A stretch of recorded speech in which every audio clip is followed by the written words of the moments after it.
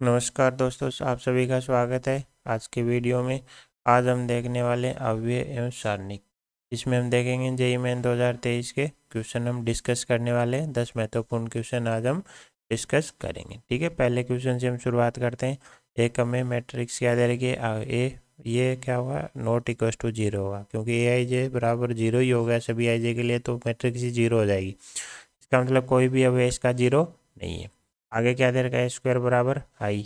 आगे क्या बोल रहा है, सभी विकर्णीय प्रविष्टियों का योग ए और बी बराबर इसका सारणिक का मान है, तब इसकी वैल्यू क्या है। तो हमें क्या चाहिए, ए और बी। तो ए हम मान लेते हैं सारणी के, हमें नहीं पता क्या है, तो एम पी क्यू एन मान लेते हैं। मान लिया।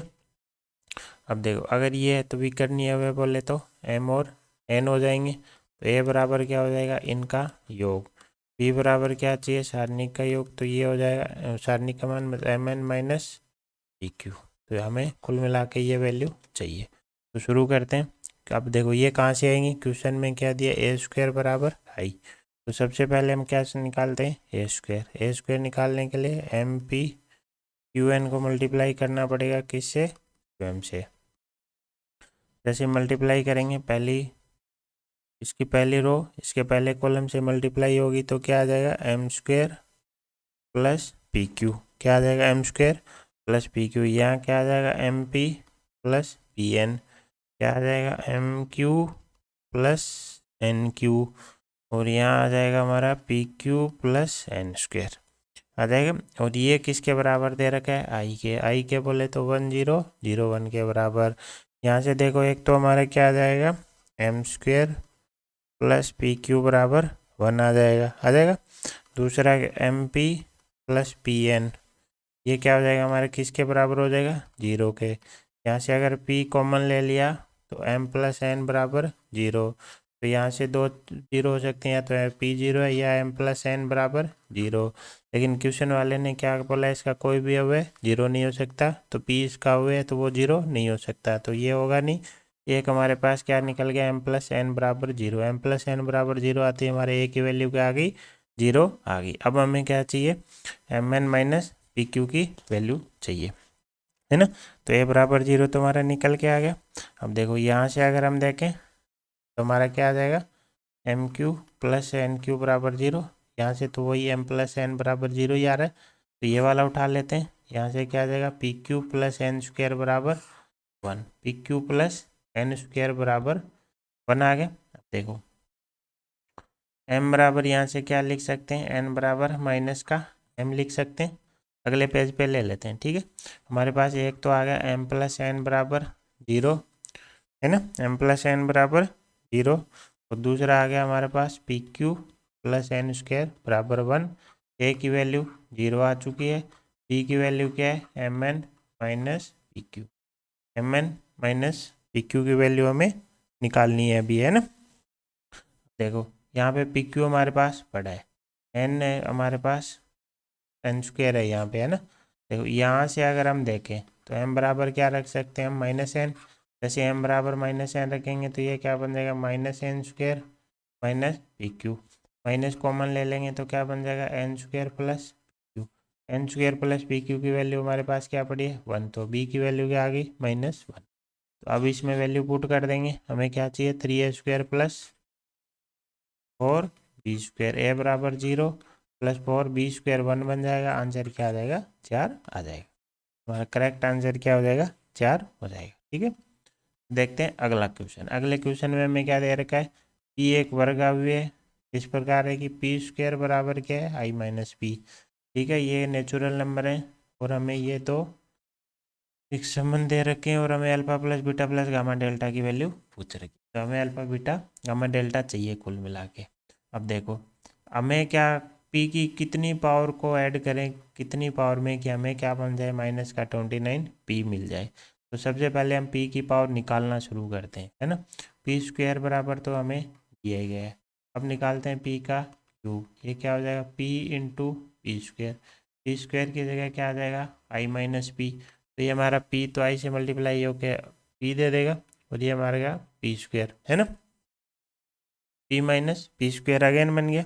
अब पी स्क्वायर की जगह वापस क्या रख देंगे हम, आई माइनस पी, तो ये बन गया 2p माइनस आई। ये हमारा क्या निकल गया, पी क्यूब।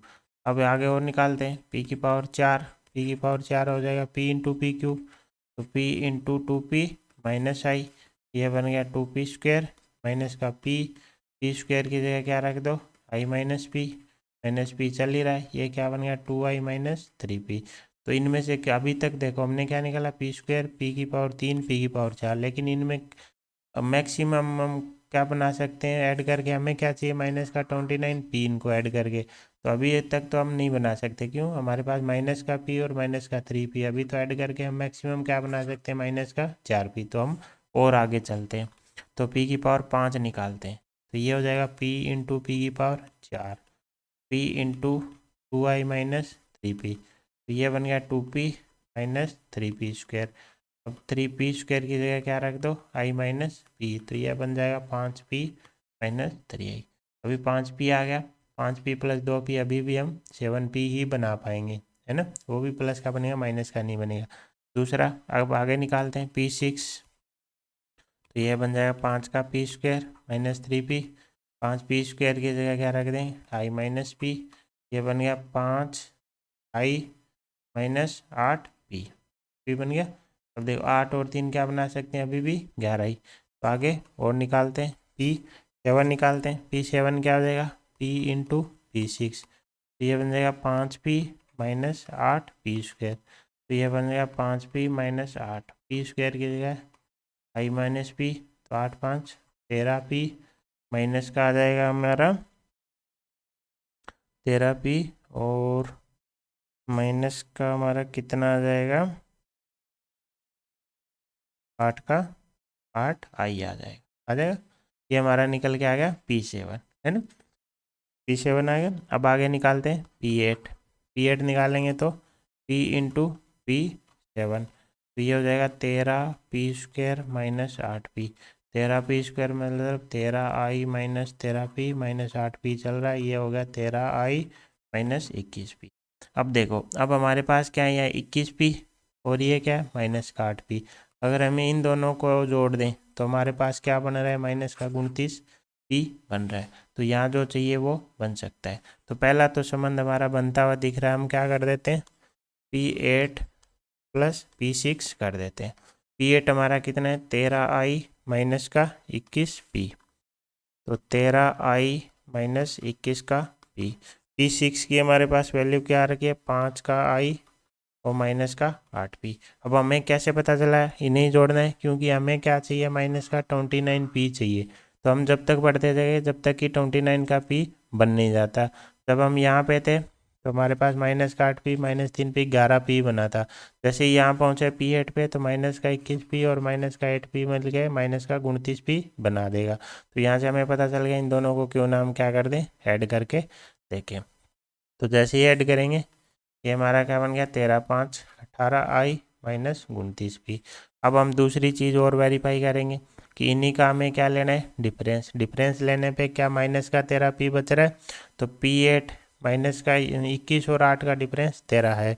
तो ऑब्वियसली ये क्या बन जाएगा हमारा, p8 माइनस p6 करके देखते हैं, तो 13i माइनस का 21p, ये क्या हो जाएगा अब माइनस का, तो 13i में से 5i गया, कितना बच गया 8 का, तो i बच गया, ये माइनस का 21 प्लस 8, तो ये माइनस का 13p, तो ये हमारा क्या बन गया, माइनस का 13p भी बन गया। तो इसका मतलब ये हमारे संबंध दोनों सेटिस्फाई हो गए। अब हमें क्या करनी है, तुलना करनी है। तुलना करती है अल्फा बराबर 8 हो जाएगा, बीटा बराबर 6 हो जाएगा, है ना, और गामा बराबर, और डेल्टा की वैल्यू भी आ जाएगी।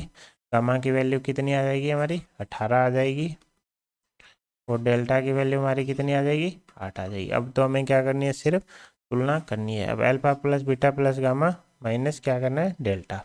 तो alpha plus beta plus gamma, gamma बोले तो 18 माइनस 8, हमारा आंसर क्या आ गया, 24 निकल के आ गया।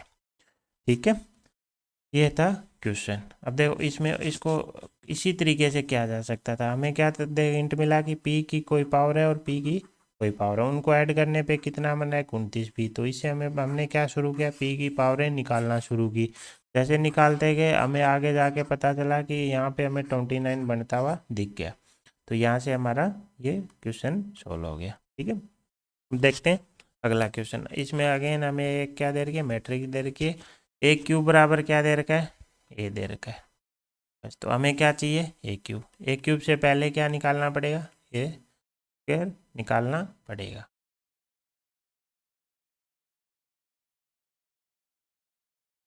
तो ए स्क्वायर के लिए इसको खुद से ही मल्टीप्लाई कर देते हैं।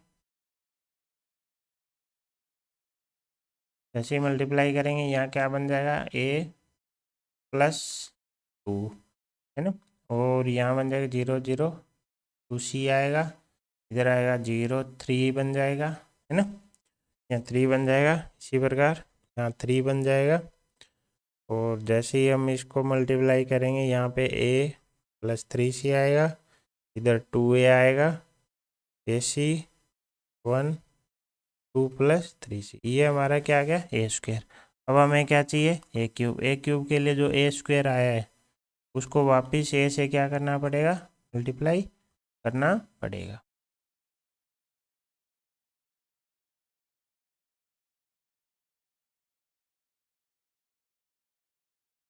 ठीक है, मल्टीप्लाई करके हमें ए से उसकी क्या करनी है, तुलना करनी है। ए बोले तो 0 ए 1 1 0 सी 2 3 और 0। अब देखो इसको मल्टीप्लाई करना स्टार्ट करेंगे। जैसे ही पहली रो को पहले कॉलम से मल्टीप्लाई करेंगे हमारे पास आएगा 2ac प्लस 3। देखो हमारे पास यहाँ पे अननोन क्या है, ए एंड सी। हमें क्या चाहिए, सिर्फ दो इक्वेशन। तो इसको पूरा हल करने की हमें ज़रूरत नहीं है इसको। ठीक है, तो ये पहला एलिमेंट आ गया 2ac प्लस 3। अब देखो दूसरा एलिमेंट क्या आ जाएगा, जैसे इस रो को इस कॉलम से मल्टीप्लाई करेंगे तो ए प्लस 2 बन जाएगा प्लस 3c, तो ए प्लस 2 प्लस 3c। तो दो एलिमेंट आ गए। तो हो सकता अब हम दो इक्वेशन बन जाएंगी हमारी। अब आगे हमें सोल्व करने की ज़रूरत नहीं है। इसकी तुलना किससे करेंगे, ए से। तो पहला एलिमेंट तो किसके बराबर हो जाएगा, 0, और ये किसके बराबर हो जाएगा, 1 के बराबर। क्यों, क्योंकि ए क्यूब बराबर क्या है, ए। तो यहाँ से हमारे पास आ जाएगा 2ac प्लस 3 बराबर 0, और ए प्लस 2 प्लस 3c बराबर क्या आ जाएगा, 1 आ जाएगा। ए प्लस 2 प्लस 3c बराबर 1 आ जाएगा। यहाँ से क्या आ जाएगी, सी की वैल्यू आ जाएगी। तो यहाँ पे क्या रख देंगे, सी की वैल्यू रख देंगे बराबर 1, और ये हमारा 2a आएगा, एलसीएम तो 2a स्क्वायर बन जाएगा। ये 2 और 1 माइनस हो गया, 1 बचेगा तो 2a बन जाएगा, -9 बराबर 0। ये a में हमें क्या मिल गई, एक द्विघात समीकरण मिल गई। तो यहाँ पे देखा हमने इसको पूरा सोल्व नहीं किया। हमारे पास दो अननोन थे, हमें दो इक्वेशन थी चाहिए थी, इसलिए हमने दो ही अवयव निकाले और उनकी तुलना कर दी। यहाँ से हमारे पास दो समीकरण आ गई। पहली समीकरण से सी की वैल्यू आ गई, वो दूसरे में रखी, हमें क्या आ गई, ए में एक द्विघात समीकरण आ गई। यहाँ से हमें पता है ए की क्या आएंगी, दो वैल्यू। क्या कहेंगे, -2 अंडर रूट में क्या आएगा, बी स्क्वायर -4ac। 4ac बोले तो 72 आ जाएगा, डिवाइड बाई 2a 4। तो ये आ जाएगा -2 plus minus under the root 70 divided by 4। 70 को क्या लिख लेंगे, 19 इंटू 4। तो उसमें से 2 बार आ जाएगा, और फिर 2 बार आके क्या, ये 2 बार आ गया, अंदर बचा 19, ये 4 है, ऊपर नीचे 2 एलसीएम आके कट जाएगा, यहाँ बचेगा -1 प्लस माइनस रूट 19/2। ठीक है, ये आ गए ए की मान। अब इसको आगे पढ़ते हैं क्या बोल रहा है। ये क्या बोल रहा है, ए का जो धनात्मक मान है, यहाँ से क्या है, दो मान आए। एक आया -1 -19/2, दूसरा आया 19 -1/2। हमें पता है ये क्या है, मान नेगेटिव, और ये मान क्या है हमारा, पॉजिटिव। तो ये किसकी बात कर रहा है, ए के धनात्मक मान की। वो क्या बोल रहा है, इस अंतराल में, है ना। तो यहाँ से हमें क्या पता चला कि जो धनात्मक मान है वो क्या है, एन से छोटा है, एन से छोटा है। क्यों, क्योंकि ये क्या है, n-1 से n के अंतराल में है। इसका मतलब ये n से क्या है, छोटा है। जहाँ पे n आपका क्या है, प्राकृत संख्या है। जहाँ पे n क्वेश्चन वाले ने क्या दिए हैं, प्राकृत संख्याएं लेनी है। ठीक है, अब हमारे पास आ गया रूट 19 -1/2। अब देखो रूट 19 है ना, ये हमें पता है किससे बड़ा है, रूट 16 से, और छोटा है किससे, √25 है। इसे मतलब ये 4 से बड़ा है और 5 से छोटा है। तो जस्ट फॉर कैलकुलेशन हम क्या ले लेते हैं, इसको एक बार के लिए 4.4 ले लेते हैं, है ना, लमसम कैलकुलेशन के लिए। तो जैसे ही यहाँ पे 4.4 रखेंगे, ये क्या बन गया, ये बन गया। जैसे ही इसमें से 1 माइनस होगा 3/4/2, ये क्या गया 1/7। अब हमें क्या बोला गया, 1/7 क्या है, n से छोटा है। तो 1/7 से जस्ट बड़ा नेचुरल नंबर क्या होता है, 2। तो n की वैल्यू हमारी क्या हो जाएगी, 2 हो जाएगी। तो इसका आंसर क्या आ जाएगा, 2। ठीक है, n ही पूछ रखा था हमें। ठीक है, अब देखते हैं अगला क्वेश्चन। अगले क्वेश्चन में हमें क्या दे रखा है, एक 2x2 का मैट्रिक्स दे रखा है और उसके लिए क्या बोल रहा है, ए डैश बोले तो इसका ट्रांसपोज, जो कि किसके बराबर है, अल्फा ए प्लस आई के बराबर है। आगे हमें ये बात कर रहा है इसके डिटर्मिनेंट की, और अल्फा के सभी संभव मानों का हमें क्या पूछ रखा है, योग पूछ रखा है। सबसे पहले तो देखो जो डिटर्मिनेंट है वो क्या है, ए स्क्वायर माइनस ए। डिटर्मिनेंट बोले तो ये, अब देखो इसको हम क्या ले सकते हैं, ए कॉमन लेते ही क्या हो जाएगा, ए माइनस आई। इसका मतलब ए का डिटर्मिनेंट अलग ले सकते हैं और आई का अलग ले सकते हैं। इसकी वैल्यू हमें क्या दे रखी है, 4 दे रखी है। अब देखते हैं हम इसको कैसे यूज करें, है ना। ये क्वेश्चन में हमें दिया गया, हम क्या करते हैं, ये जो ए का जो ट्रांसपोज है वो क्या दिया है, अल्फा ए प्लस आई। एक बार क्या करते हैं हम दोबारा ट्रांसपोज ले लेते हैं। तो ए के ट्रांसपोज का ट्रांसपोज, ये तो क्या हो गया, ये हो गया। दूसरी साइड क्या हो जाएगा, अल्फा ए प्लस आई का ट्रांसपोज। ट्रांसपोज कहाँ चला जाएगा, अंदर। अल्फा तो कांस्टेंट है, किस पे अप्लाई हो जाएगा, ए पे। आई पे अप्लाई होगा तो सेम ही आ जाएगा। ठीक है, तो ए बराबर क्या आ गया, अल्फा इंटू ए का ट्रांसपोज प्लस आई। अल्फा का ट्रांसपोज की वैल्यू क्या दे रखे, अल्फा ए प्लस आई प्लस दे रखे। तो ये हमारा क्या हो जाएगा, अल्फा स्क्वायर ए प्लस आई कॉमन आके अल्फा प्लस 1 आ जाएगा। यहाँ से हमारा क्या आ जाएगा, एक तरीके से ए निकल के आ जाएगा। देखो अल्फा स्क्वायर ए खुद ले जाते हैं दूसरी साइड, तो ये माइनस का हो जाएगा। यहाँ पे ए पहले से बैठा था और उधर क्या बैठा है हमारा, अल्फा कितना था, 1 प्लस अल्फा आई, है ना, 1 प्लस अल्फा आई। इधर क्या बैठा हमारा, 1 प्लस अल्फा आई। यहाँ से ए कॉमन लिया, क्या आ गया, 1 माइनस अल्फा स्क्वायर बराबर अल्फा प्लस 1। यहाँ से ए बराबर क्या आ गया, अल्फा प्लस 1 बटा 1 माइनस अल्फा स्क्वायर आई। इसके क्या हो जाएंगे, टुकड़े हो जाएंगे, 1 plus alpha into 1 minus alpha. 1 plus alpha cut जाएगा, यहाँ क्या बच जाएगा, 1 प्लस अल्फा आई। तो अगर हमें इसके सारणिक की जरूरत पड़ी तो क्या हो जाएगा, 1/1 माइनस अल्फा। क्यों, क्योंकि आई का तो क्या होता है, 1 होता है ना। अच्छा, इस हमें क्या चाहिए, इसका सारणिक। यहाँ पे गलत है ना। अब देखो ये क्या है हमारा, 2/2 का, तो आई भी हमारा क्या है, 2/2 का। तो जब ये बाहर जाएगा तो इसकी कोटि क्या ले जाएगा, 7 ले जाएगा। तो ये यहाँ पे सीधा 1/1 माइनस अल्फा ना आके 1 माइनस अल्फा का क्या आएगा, स्क्वेयर आएगा। अब हमें दूसरा क्या चाहिए, ये तो आपने निकाल लिया। अब हमें क्या चाहिए, ए माइनस आई। अब हम क्या निकाल लेते हैं, ए माइनस आई। ए बराबर हमारा क्या था, 1/1 माइनस अल्फा आई माइनस आई। तो ये हमारा क्या बन जाएगा, 1/1 माइनस अल्फा माइनस का 1। ये हमारा बन गया अल्फा अपॉन 1 माइनस अल्फा आई। अगेन हमें इसका क्या लेना है, सारणिक लेना है ना, डिटर्मिनेंट लेना है। तो वो अगेन ये बाहर आएगा, alpha upon 1 minus alpha square बन जाएगा। तो फाइनली अब इन दोनों की वैल्यू क्या करते हैं, हम यहाँ पुट कर देते हैं और इसको क्या कर देते हैं, 4 के बराबर कर देते हैं। तो ये हमारा बन गया 1/1 माइनस अल्फा का स्क्वायर इंटू अल्फा बटा 1 माइनस अल्फा का स्क्वायर बराबर क्या बन गया हमारा, 4 बन गया। अब यहाँ से हमें क्या निकालना है, इसको सोल्व करके अल्फा की वैल्यूज निकालनी है। ठीक है, तो शुरू करते हैं इसको सोल्व करना। तो देखो पूरे में ऊपर क्या है हमारा, अल्फा स्क्वायर बन गया, नीचे क्या बन गया, 1 माइनस अल्फा की पावर 4 बराबर क्या है, 4, है ना। तो यहाँ से आ गया अल्फा अपॉन 1 माइनस अल्फा का होल स्क्वायर बराबर क्या आ गया, +-2 आ गया। सबसे पहले +2 ले लेते हैं तो हमारी समीकरण बन जाएगी अल्फा अपॉन 1 माइनस अल्फा का होल स्क्वायर बराबर 2। तो यहाँ से क्या आ जाएगा, अल्फा बराबर 2 alpha square plus 2 minus 4 alpha. तो हमारी समीकरण बन जाएगी यहाँ से 2 alpha square minus 5 alpha plus 2 बराबर 0, है ना। अब हमें क्वेश्चन में क्या पूछा गया, उसी के अकॉर्डिंग हम आगे बढ़ते हैं। इसने पूछा अल्फा के सभी मानों का योग, तो हम इसमें इसको सोल्व ना करके सिर्फ क्या ले लेते हैं, योग मान लेते हैं। यहाँ से अल्फा की दो वैल्यू आई, कौन कौन सी, अल्फा 1 और अल्फा 2। ये क्या है, द्विघात समीकरण। तो अल्फा 1 प्लस अल्फा 2 क्या हो जाएगा, मूलों का योग। योग बोले तो 5/2 हो जाएगा। अब ले लेते हैं क्या, -2। -2 लेंगे तो हमारी समीकरण बन जाएगी अल्फा अपॉन 1 माइनस अल्फा का होल स्क्वायर बराबर -2। यहाँ से हम देखेंगे तो alpha plus 2 into 1 minus alpha का होल स्क्वायर बराबर 0 आ जाएगा। यहाँ से क्या आ जाएगा, 2 अल्फा स्क्वायर माइनस का 3 अल्फा प्लस 2 बराबर 0। अब ध्यान से अगर हम देखेंगे तो इसका डी निकालेंगे तो डी हो जाएगा बी स्क्वायर माइनस 4ac, जो कि क्या है, नेगेटिव। इसका मतलब इसके क्या है, काल्पनिक मूल, है ना।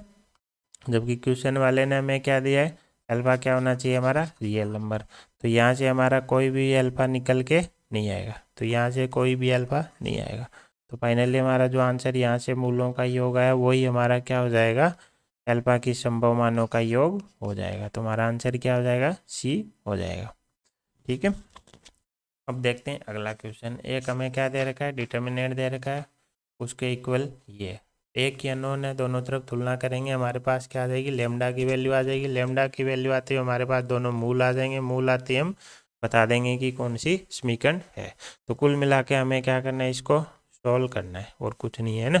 अब देखो, इसको डायरेक्ट सोल्व करने के बजाय हम क्या कोशिश करते हैं कि पहले हमारे पास 1 2 क्या बन जाए, 0 बन जाए। 0 कैसे बन सकते हैं, ये x में से x माइनस होके बन सकता है, इधर x में से ये माइनस होके बन सकता है। तो हम क्या करते हैं, रो 1 पे एक ऑपरेशन अप्लाई कर देते हैं, R1 में से R2 कर देते हैं। इसी प्रकार R2 पे भी अप्लाई कर देते हैं, R2 में से क्या कर देते हैं, R3 को माइनस कर देते हैं। जैसे ही करेंगे हमारी समीकरण क्या बन जाएगी, ये यहाँ बच जाएगा हमारा 1, यहाँ बच जाएगा माइनस का लेमडा, ये बन गया 0, ये बन गया 0, ये बच गया लेमडा, ये बच गया माइनस का लेमडा स्क्वायर। इसी प्रकार आपका ये x है और x प्लस लेमडा स्क्वायर, है ना। अब इसको हमें सोल्व करना है, तो हम इसको ओपन कर लेते हैं, फर्स्ट रो के सापेक्ष ही ओपन कर लेते हैं। तो 1 तो 1 ही रहा, लेमडा किससे मल्टीप्लाई हो गया हमारा, x प्लस लेमडा स्क्वायर से, minus minus plus lambda square x, ये माइनस माइनस प्लस होके लेमडा बन जाएगा और ये 0 बन जाएगा और अंदर आ जाएगा लेमडा स्क्वायर x आ जाएगा आगे। अब अगर हम इसको सोल्व करेंगे, यहाँ से आ गया lambda x plus lambda cube plus हमारा क्या आ जाएगा, lambda square x plus lambda cube x। अब x की टर्म को एक जगह कर लेते हैं, हमारे पास आएगा lambda cube plus lambda square plus lambda और प्लस में क्या बचा, लेमडा क्यूब। अब ये किसके बराबर दे रखा है, 9/8 इंटू 103x प्लस 81 के बराबर, या फिर 9/8 को अंदर मल्टीप्लाई किया, इससे हमें कोई लेना देना है नहीं, ये हो गया 9 इंटू 81/8। तो ये हमारा किसके बराबर हो गया, लेमडा क्यूब के, क्योंकि ये पूरा तो x वाली टर्म है। तो यहाँ से लेमडा क्यूब बराबर क्या आ गया, 9 इंटू 81/8, ये हमारा आ गया 9/2 की पावर 3। तो लेमडा की वैल्यू क्या आ गई, 9/2 आ गई, 9/2 आ गई। जैसे लेमडा की वैल्यू आ गई, हमारे मूल क्या हो गए, लेमडा और लेमडा/3, तो बोले तो 9/2 और ये कट के क्या बचेगा, 3/2। तो हमारे दोनों क्या आ गए, मूल आ गए। जैसे ही मूल आए इनका क्या निकालो, योग निकाल लो, 9/2 प्लस 3/2 बराबर 6, और इनका क्या निकालेंगे, गुणन निकालेंगे, तो हो जाएगा 27/4। तो समीकरण क्या हो जाएगी, x² माइनस 6x प्लस 27/4 बराबर 0। 4 हमारा क्या आ जाएगा, एलसीएम आ जाएगा, तो ये हमारी फाइनल समीकरण निकल के आ जाएगी। तो 4x² माइनस 24x प्लस 27 बराबर 0, तो ये हमारा करेक्ट आंसर हो जाएगा। ठीक है। अब हम देखते हैं अगला क्वेश्चन। अगले क्वेश्चन में हमें क्या दे रखा है, एक कोई डिटर्मिनेंट दे रखा है जिसमें k है। ठीक है, k यहाँ पे हमारा क्या है, वेरिएबल। कैसे पता चला, यहाँ पे समेशन में किस पे अप्लाई हो रहा है, k पे, डी के बराबर 96, तो n की वैल्यू पूछ रखी है। अब कुल मिला के यहाँ पे हमें पता होना चाहिए समेशन अप्लाई करना सारणिक में।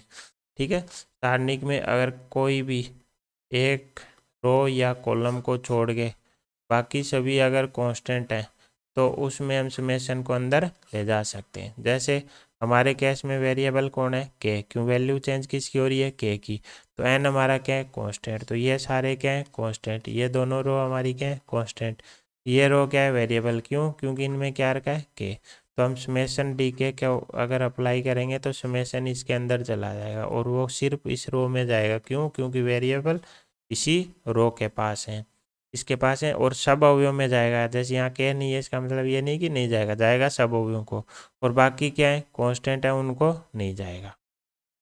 और ये तभी अंदर जाता है जब आपके पास क्या हो, एक रो या कॉलम को छोड़ के बाकी सारे क्या हो, कांस्टेंट हो।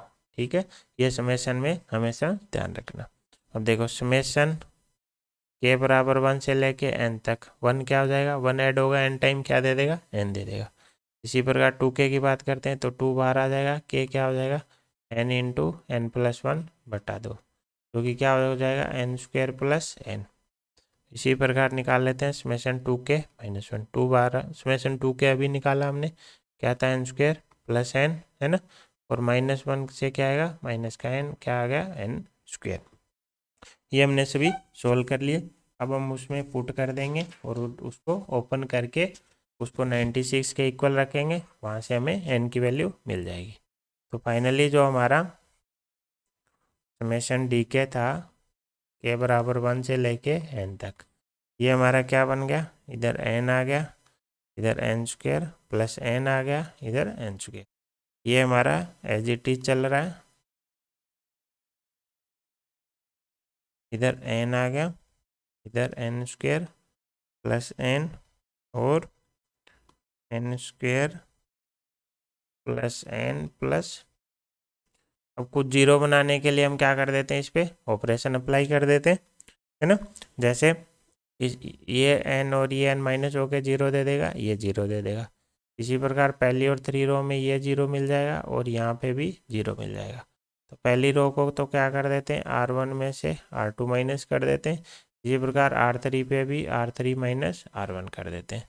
तो ऐसा करेंगे तो हमारा जो डिटर्मिनेंट है वो बच जाएगा, n माइनस n जीरो बन जाएगा, यहाँ -2 बचेगा, यहाँ जीरो बन जाएगा। दूसरी रो को हम छेड़ ही नहीं रहे, ये एज इट इज आ जाएगी। थर्ड रो में से पहली को माइनस किया, ये जीरो बन गया, ये जीरो बन गया, यहाँ बच गया n प्लस 2।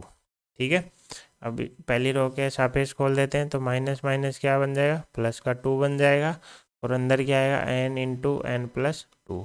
इसकी वैल्यू क्या दे रखी है, 96। इसका मतलब n इंटू n प्लस 2 आपका क्या हो जाएगा, 48। तो ये क्या आ जाएगा, n square plus 2n minus 48 बराबर 0। यहाँ से हमारी क्या वैल्यू, ये इसके फैक्टर हो जाएंगे, n माइनस 6, n प्लस 8 बराबर 0। यहाँ से n की हमारी क्या आ गई, 2 वैल्यू आ गई, एक आ गई 6 और एक आ गई -8। हमें पता है -8 हो नहीं सकती, तो हमारा करेक्ट आंसर क्या हो जाएगा, 6 हो जाएगा। करेक्ट आंसर क्या हो जाएगा, 6। -8 क्यों नहीं हो सकती, क्योंकि समेशन हम अप्लाई करते हैं के बराबर 1 से, तो ऑब्वियसली n की वैल्यू तो 1 से बड़ी होगी, 1 से शुरू करके n तक जा रहे हैं तो 1 से बड़ी होगी, नेगेटिव नहीं होगी। तो n बराबर 6 हमारा करेक्ट आंसर हो जाएगा। ठीक है, अब देखते हैं अगला क्वेश्चन। ठीक है, एक मैट्रिक्स दे रखा है, उसके डिटर्मिनेंट की बात कर रहा है, लेकिन साथ में क्या आ गए, सेकंडस मैट्रिक्स, एडजॉइंट मैट्रिक्स। अब यहाँ पे हमें क्या है, इसकी एक प्रॉपर्टी याद, देखो एक मैट्रिक्स के एडजॉइंट का अगर ये निकालना है तो आप एक का ही सारणिक निकाल लो, बस उसमें पावर क्या दे दो, n-1। इसी प्रकार अगर 2 बार एडजॉइंट ले लिया तो आपको कुछ नहीं करना, ए का निकाल लो और n-1 की क्या कर दो, 2 कर दो, पावर 2 कर दो। इसी प्रकार 3 होते ही पावर 3 हो जाएगी। तो जो हमें क्वेश्चन में दे रखा है इस पे हम क्या लगा देंगे, प्रॉपर्टी, है ना। जैसे ही प्रॉपर्टी लगाएंगे तो ये किसके पर अप्लाई होगा, 2a पे, और क्या हो जाएगी, n-1 की पावर कितनी बार एडजॉइंट, 3 बार, तो क्यूब। अब देखो हमारे केस में इसका ये क्या है, 3×3 का मैट्रिक्स है, तो n की वैल्यू हमारी कितनी है, 3 है।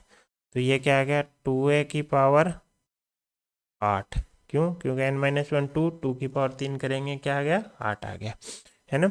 अब देखो ये पावर बाहर पावर बैठी है 8, अब इसमें से 2 को बाहर निकालना है, तो 2 इसके साथ इसका क्या लेके जाएगा, ऑर्डर लेके जाएगा, कोटि लेके जाएगा, तो 2 की पावर 3 बाहर जाएगी। तो ये 2 की पावर 3 ऊपर 8 से मल्टीप्लाई होकर क्या बन जाएगी, 24 इंटू ए बन जाएगी। अब हमें क्या चाहिए, ये चाहिए डिटर्मिनेंट ऑफ ए। तो डिटर्मिनेंट ऑफ ए निकाल लेंगे, ये हमारे पास है, सोल्व करके निकालेंगे, इसकी वैल्यू आएगी 4। तो हमारा क्या बन गया, 2 की पावर 24 इंटू 4 बराबर 16 की पावर n बन गया, है ना। इसको हम क्या लिख देंगे, 2 की पावर 4 इंटू 2 की पावर 2, ये बन गया 2 की पावर 26 बन गया। ओके, यहाँ पे ये 4 डायरेक्ट नहीं आएगा ना, इसकी पावर ऊपर क्या आएगी, 8 आएगी। जैसी पावर 8 आएगी तो 2 की पावर 16 बन जाएगा, जैसे ही 16 बनेगा ये 2 की पावर 30 बन जाएगा, है ना। 2 की पावर 30 को हम क्या लिख देंगे, 2 की पावर ये 40 बन जाएगा, 2 की पावर 4 इंटू 10 लिख देंगे, तो ये बन जाएगा 16 की पावर 10। तो n बराबर क्या आ जाएगा, 10 आ जाएगा। ठीक है, डिटर्मिनेंट ए की वैल्यू क्या आई थी, 4 आई थी। तो यहाँ पे पावर ये 8 है और चल रही है, यहाँ ये रहेगी ना, की पावर 8 भी चल रही है, तो 2 की पावर 24 तो आएगा ही आएगा, साथ में 4 की पावर 8 आएगा, मतलब 2 की पावर 16। तो 16 प्लस 24 क्या बन जाएगी, 2 की पावर 40। 2 की पावर 40 को क्या लिख देंगे, 4 इंटू 10, 2 की पावर 4 16, तो 10 बराबर n बराबर 10 आ जाएगा तुलना करने पे।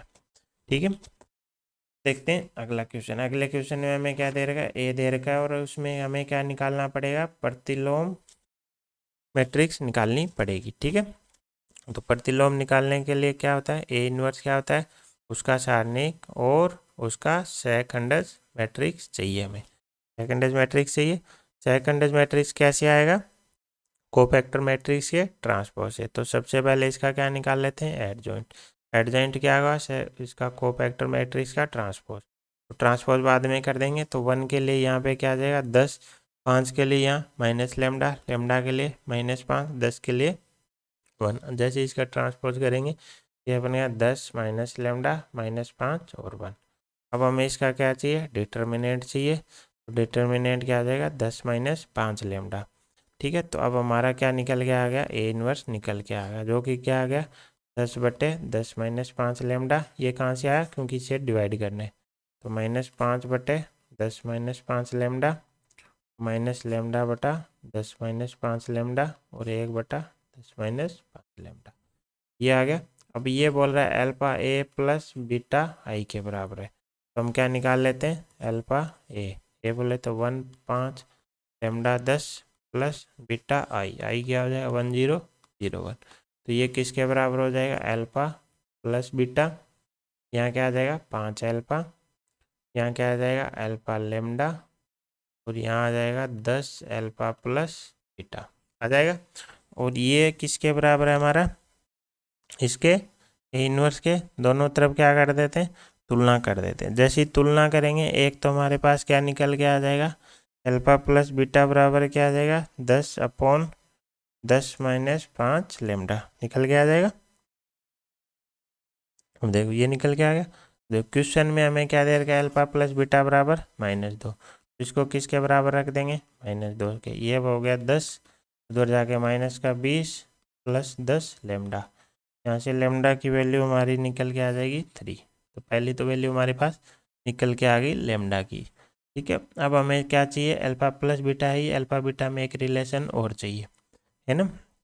तो उसके लिए हम क्या करते हैं, जैसे लेमडा की वैल्यू आ गई, अब देखो 5 अल्फा किसके बराबर हो जाएगा, 5 अल्फा बराबर हो जाएगा -5/10 -5 लेमडा के। तो 5 अल्फा बराबर -10/10 -5 लेमडा, लेमडा की वैल्यू हमारे पास अभी है। तो ये हमारा आ जाएगा आई थिंक निकल के 5 अल्फा, ये किसके बराबर, अच्छा यहाँ -5 है, ओके ओके, यहाँ पे क्या है -5, तो -5 -5, तो ऊपर -5/-5 बराबर 1। तो अल्फा बराबर क्या आ गया 1/5, अल्फा प्लस बीटा बराबर कितना है -2, तो बीटा बराबर क्या आ जाएगा -2 -1/5, मतलब माइनस का 11/5। तो अल्फा आ गया, बीटा आ गया, और लेमडा आ गया। तो क्वेश्चन में जो पूछा है उसमें वैल्यू पुट कर देंगे, है ना। हमें चाहिए 4 alpha square plus beta square plus lambda square. तो 4 अल्फा स्क्वायर बोले तो 4/25 बन जाएगा, बीटा स्क्वायर बन जाएगा 121/25, लैम्डा स्क्वायर बन जाएगा 9। सोल्व करेंगे आंसर आ जाएगा 14। ठीक है, तो आंसर हमारा हो जाएगा बी। हम देखते हैं हम अगला क्वेश्चन। ठीक है, नेक्स्ट क्वेश्चन किसका है? समीकरण निकाय का। समीकरण निकाय का क्वेश्चन है और इसमें हमें उसमें क्या बोल रहा है? ये समीकरण निकाय है। ठीक है, और ये बोला है परिमुच से इसके क्या है? अनेक हल है। अनेक हल का मतलब क्या होगा? इसके क्या है? इनफाइनाइट हल। इनफाइनाइट हल कब आते हैं? जब डेल्टा भी 0 और डेल्टा एक्स, डेल्टा वाई और डेल्टा जेड तीनों क्या हो? 0। कैसे? क्योंकि हल हमें पता है क्या होता है? डेल्टा एक्स बराबर डेल्टा ये एक्स है ना, यानी एक्स बराबर सॉरी डेल्टा इंटू एक्स बराबर क्या होता है? Delta x. अब ये क्या हो गया? 0 इंटू एक्स बराबर 0। अब 0 इंटू एक्स बराबर 0 चाहिए, तो एक्स बराबर कुछ भी रख दो, 1 रखो, 2 रखो, कुछ भी रखो, ये 0 से मल्टीप्लाई होकर 0 ही बनेगा। इसका मतलब कितनी वैल्यूज आ सकती हैं? इनफाइनाइट। तो हल कितने आएंगे? इनफाइनाइट। तो ये कंडीशन हमें इसमें अप्लाई करनी है। तो सबसे पहले क्या निकाल लेते हैं? डेल्टा निकाल लेते हैं। डेल्टा क्या हो जाएगा? 1 2 1 1 5 2 a 2 3। इसको हमें क्या करना है? किसके बराबर करना है? 0 के बराबर करना है। तो ओपन कर लेते हैं। 1 into 15 minus 4 minus 1 into 6 minus 2 plus a into 4 minus 5 बराबर 0। इसको जैसे ही हम सोल्व करेंगे, यहाँ से a की वैल्यू हमारे पास क्या आ जाएगी? 7 आ जाएगी। अब हमें क्या चाहिए? b की वैल्यू। b की वैल्यू के लिए इनमें से कोई एक निकाल लेते हैं और उसको क्या कर देते हैं? 0 के बराबर कर देते हैं। जैसे मैं डेल्टा एक्स को 0 कर देता हूँ, तो b 6 3 आ जाएगा और ये रो एज इट इज रहेगी आपकी, है ना। अब a की जगह हम क्या रख देंगे? 7, है ना, क्यों a की वैल्यू हमारे पास आ चुकी है। और इसको हमें क्या करना है? 0 के बराबर करना है। ये क्या हो जाएगा? 15 minus 4 minus 1 into 18 minus 6 plus 7 into 12 minus 15 बराबर 0। जैसे ही सॉल्व करेंगे, यहाँ से वैल्यू आ जाएगी b की। a की वैल्यू आ चुकी है, b की वैल्यू आ चुकी है। हमें क्या चाहिए? 2a plus 3b। 2a plus 3b, a बराबर 7 रखेंगे तो ये बन गया 14 और b की वैल्यू आई थी हमारी 3, तो ये बन गया 9। तो ये क्या बन गया? 23। 23 हमारा करेक्ट आंसर हो जाएगा। सिंपल क्वेश्चन था। अनंत हल बोलते ही सबको 0 करना है। जैसे डेल्टा 0 किया, a आ गया, इनमें से किसी एक को 0 करा, b आ गया। a भी आते ही हमारे क्वेश्चन का आंसर आ जाएगा। ठीक है, अगेन हमारा किस पे क्वेश्चन है? समीकरण निकाय पे। इसने क्या बोल रहा है कि अलग अलग ऑप्शन दे रखे हैं। ठीक है, कि अपरिमित रूप से अनेक हल क्या है। सबसे पहले हम थोड़ा सा क्लियर कर लेते हैं। जैसे दो चीज़ें हो सकती हैं, डेल्टा बराबर 0। डेल्टा बराबर 0 के साथ दो चीज़ें हो सकती हैं कि सारे क्या हो जाएं? 0। तो क्या आएंगे? इनफाइनाइट। ये इनफाइनाइट क्या है? संख्या है। ठीक है, या फिर इनमें से कोई एक नॉन जीरो। जैसे ही नॉन जीरो होगा तो ये x बराबर क्या आ जाएगा? इनफाइनाइट, मतलब कोई हल नहीं आएगा। दूसरा क्या हो सकता है? डेल्टा क्या ना हो? 0। तो फिर अगेन दो केस बनेंगे कि सारे क्या हो जाएं? 0 हो जाएं। तो इस केस में क्या आएगा? x बराबर वाई बराबर जेड बराबर 0 आएगा, शून्य हल आएगा। शून्य हल का मतलब ये नहीं है कोई हल नहीं है, इसका मतलब है कि सभी वैल्यूज क्या है? शून्य। दूसरा क्या है?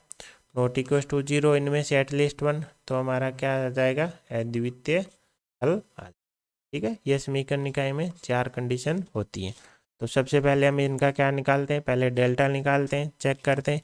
फिर उस वैल्यू के लिए डेल्टा एक्स, डेल्टा वाई और डेल्टा जेड हम चेक करेंगे और हमारे ऑप्शन उस पर मिलाते जाएंगे। ठीक है, सबसे पहले हम निकाल लेते हैं क्या? हमारा डेल्टा।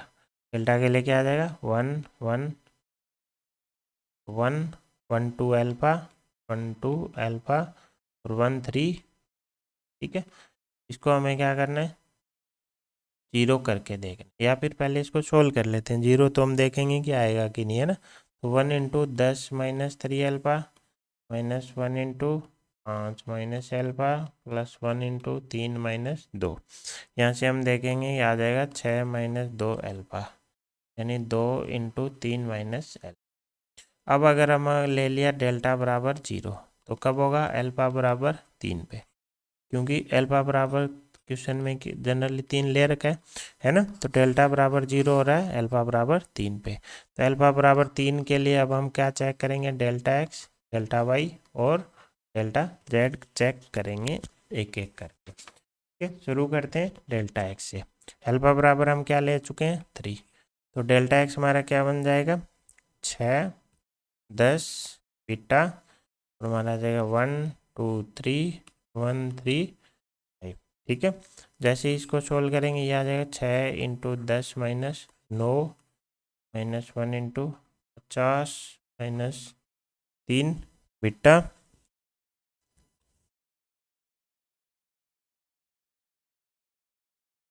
50 माइनस 3 बीटा आ जाएगा और प्लस 1 इंटू 30 माइनस 2 बीटा। इसको हम जैसे ही सोल्व करेंगे हमारे पास आ जाएगा बीटा माइनस 14। अब हम निकालते हैं डेल्टा वाई। डेल्टा वाई निकालने के लिए क्या करेंगे, दूसरी रो को हम 6 10 बीटा से रिप्लेस कर देंगे, बाकी हमारी एज इट इज रहेंगी। तो ये हमारा हो जाएगा 50 minus 3 beta minus 6 into 5 minus 3 plus 1 into beta minus 10। इसको जैसे ही सोल्व करेंगे ये आ जाएगा 2 इंटू 14 माइनस बीटा। इसी प्रकार हमारा लास्ट क्या आ जाएगा, डेल्टा जेड आ जाएगा 10 बीटा। इसको हम जैसे ही सोल्व करेंगे यहाँ से हमारे पास आएगा बीटा माइनस 14।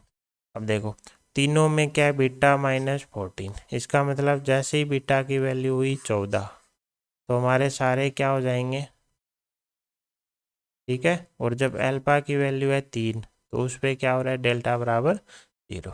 अब इन दो चीज़ों से हम अपने ऑप्शन बनाना शुरू करेंगे। जब अल्फा बराबर 3 है एंड बीटा बराबर क्या है 14, तब हमारे सारे क्या हैं 0, सारे 0। तो इसमें क्या आ जाएंगे, हमारे अनंत हल आ जाएंगे। ठीक है, अनंत हल आ जाएंगे। तो पहला ऑप्शन क्या बोल रहा है, अल्फा 3 बीटा 14 तो अनंत हल है। तो ये हमारा क्या है, सही ऑप्शन है। लेकिन इसने पूछा कौन सा है, सही नहीं वाला, तो ये हमारा आंसर नहीं होगा। अल्फा बराबर 3 है, अल्फा बराबर 3 होते ही डेल्टा बराबर 0, बीटा बराबर 24 है तो डेल्टा एक्स बराबर not equal to 0। Same for delta Y और डेल्टा जेड। जब ये 0 नहीं है तो कौन सी कंडीशन में आ गए, डेल्टा 0 नॉट इक्वल टू 0, तो कोई हल भी नहीं, तो कोई हल नहीं। इसका मतलब ये ऑप्शन सही है, तो ये हमारा आंसर नहीं होगा। तीसरे में देखो अल्फा बराबर 3 दे रखा है, अल्फा बराबर 3 देती है, आप कहाँ आ गए, डेल्टा बराबर 0 में। अल्फा बराबर क्या दे रखा है 3, तो डेल्टा बराबर 0 यहाँ आ गए। और क्या बोल रहा है, बीटा नॉट इक्वल टू 14, तो बाकी के 0 नहीं होंगे, बाकी के 0 नहीं होंगे तो क्या आएगा, इनफाइनाइट, कोई हल नहीं। लेकिन ये क्या बोल रहा है, अद्वितीय हल। इसका मतलब ये गलत ऑप्शन है और यही हमें चूज करना था। ठीक है, और जब अल्फा बराबर -3 है तो हमारा डेल्टा भी 0 नहीं होगा और बीटा बराबर क्या है 14, तो इसके लिए हमें फिर delta X delta Y Z निकालने पड़ेंगे। लेकिन हमारा आंसर यहाँ पे टिक हो चुका है तो हमें इसको चेक करने की ज़रूरत नहीं है। इस केस में क्या होगा, जैसे ही अल्फा बराबर -3 हुआ तो हमारा डेल्टा 0 नहीं होगा, लेकिन अल्फा -3 के लिए अब हमें again delta X delta Y और डेल्टा जेड क्या करने पड़ेंगे, चेक करने पड़ेंगे। ठीक है, तो ऐसे करके हमारा आंसर हो गया सी। तो ये था हमारा आज का वीडियो। आई होप आपको वीडियो पसंद आया होगा, आपको कुछ नया सीखने को मिला होगा। वीडियो पसंद आया तो लाइक शेयर सब्सक्राइब ज़रूर करें। Thank you so much. जय हिंद, जय भारत।